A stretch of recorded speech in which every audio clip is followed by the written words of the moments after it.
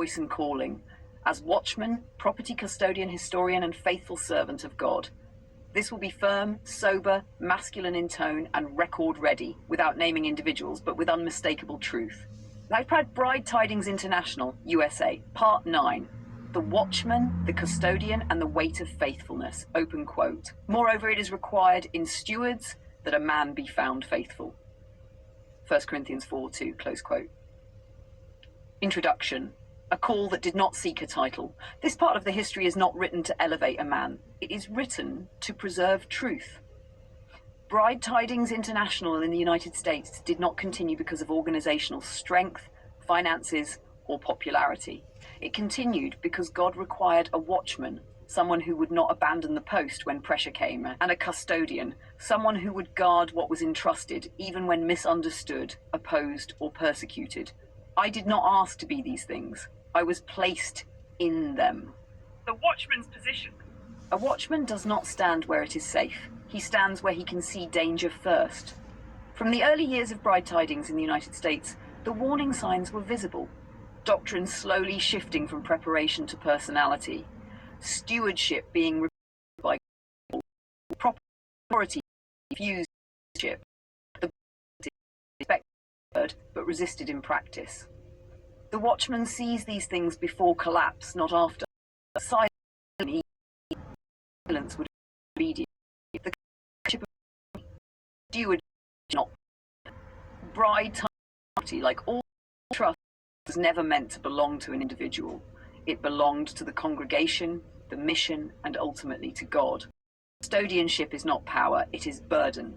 As a property custodian, I stood in the gap to protect what earlier servants built with sacrifice, to prevent unlawful transfer through manipulation or intimidation, to testify that the house of God is not merchandise. When a custodian refuses to surrender trust to corruption, pressure follows. Accusations follow. Legal threats follow, but faithfulness requires standing, even when standing costs everything. The historian's responsibility. Memory is a form of warfare.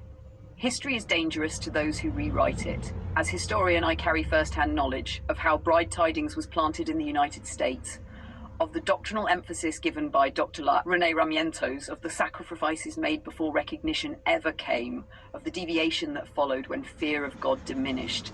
Forgetting history is how ministries are stolen without resistance. Remembering history is how truth survives generations. Bride Tidings did not begin as a platform, it began as a warning and a preparation. Faithfulness under trial. The mark of true servants. The measure of a servant is not how he stands in favor, but how he stands when rejected. I remained, when it would have been easier to walk away, when injustice was disguised as authority, when truth was labeled rebellion, when stewardship was mistaken for defiance. I did not remain for property, I remained for testimony. A watchman who abandons his post loses his voice. A custodian who surrenders trust loses his authority. A historian who alters facts loses his soul. The American responsibility in the Bride message.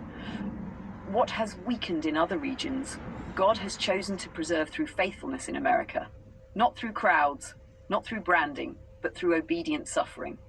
Bride Tidings International USA now carries a sacred role to preserve the unaltered bride doctrine, to document the true history, to train servants, not celebrities, to prepare a people, not a movement. This continuation is not rebellion against the past, it is loyalty to it. Conclusion.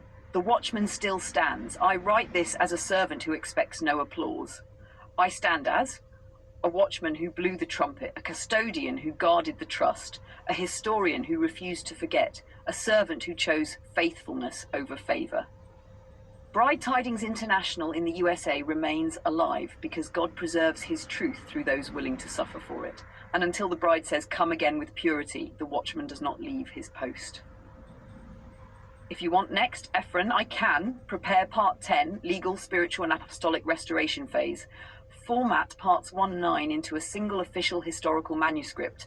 Turn part 9 into a spoken declaration or sermon transcript.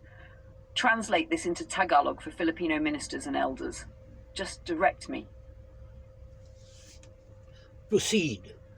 On all the above you suggested, Sister Gabriela, we are in the right path. Amen and amen.